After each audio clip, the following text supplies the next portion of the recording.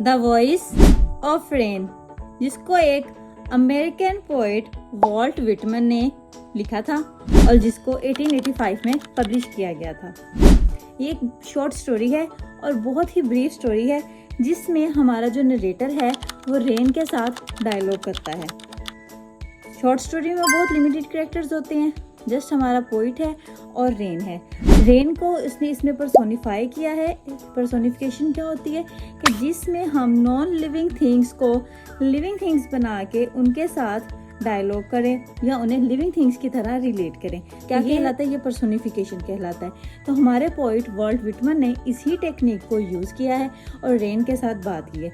Briefly अगर मैं आपको बताऊं कि voice of rain, as the name is showing, voice of rain, rain की वॉइस, रेन बोल रही है, रेन जो है वो डायलॉग कर रही है, बातें कर रही है। किसके साथ कर रही है? पोइट के साथ कर रही है। इस शॉर्ट स्टोरी में हम देखते हैं कि जो हमारा पोइट है वो रेन के साथ बातें कर रहा है। वो अलोन बैठा होता है और रेन को जब देखता है, जब रेन के कतरे ऊपर से नीचे गिरते हैं, तो वो कहता है कि भी तुम कहाँ से आई हो और कैसे आती हो, ये वो उसके साथ बातें करता है। जो रेन है वो आगे से उसे जवाब देती है कि मैं पोम ऑफ अर्थ हूँ, यानी कि मैं इस ज़मीन की पोम हूँ और मैं एक एवरलास्टिंग साइकिल के अंदर जो है वो मूव करती रहती हूँ। एवरलास्टिंग साइकिल से मुराद इस तरह है कि मैं पहले ऊपर से नीचे आती हूँ, बादल बन के, यानी कि बरसती हूँ, बारिश बनती हूँ, ज़मीन को टच करती हूँ और ज़मीन का एक एक हिस्सा जो है वो मैं उसको टच करती हूँ।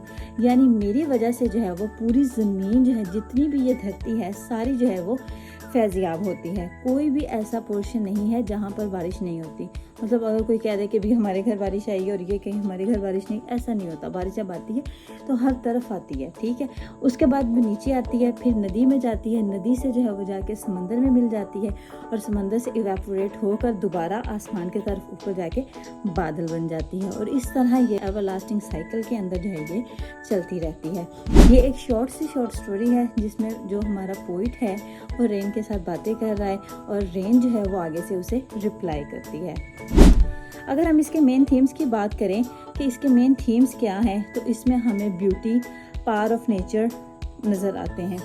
और जो हमारा पोइट है उसने हमें क्या पोर्ट्रे करने की कोशिश की है कि उसने हमें ये पोर्ट्रे करने की कोशिश की है कि जो रेन है वो एक बहुत ही स्मूथ चीज़ है और वो किस तरह अर्थ के एक एक ज़र्रे को जो है वो अपने से फैज़याब करती है और किस तरह जो है वो पौधों को और हर चीज़ को जो है वो नई ज़िंदगी देती है। बारिश होती है तो हर चीज़ जो है वो रिफ़्रेश हो जाती है। जैसे हम इंसान हैं, हम नहा लेते हैं तो हम फ्रेश हो जाते हैं, साफ़ सुथरे हो जाते हैं, धुल जाते हैं। इसी तरह जब बारिश होती है तो बारिश होने के बाद भी जितने भी प्लांट्स हैं, जितनी भी ये ज़मीन है, हर चीज़ की जो है वो मिट्टी ख़त्म हो जाती है और हर चीज़ को जो है वो एक नई लाइफ मिल जाती है। और ये सब किसकी वजह से होता है? Just because of rain. तो इस तरह रेन जो है वो पोइट के साथ बातें कर रही है। आई होप आपको आज की वीडियो पसंद आई होगी।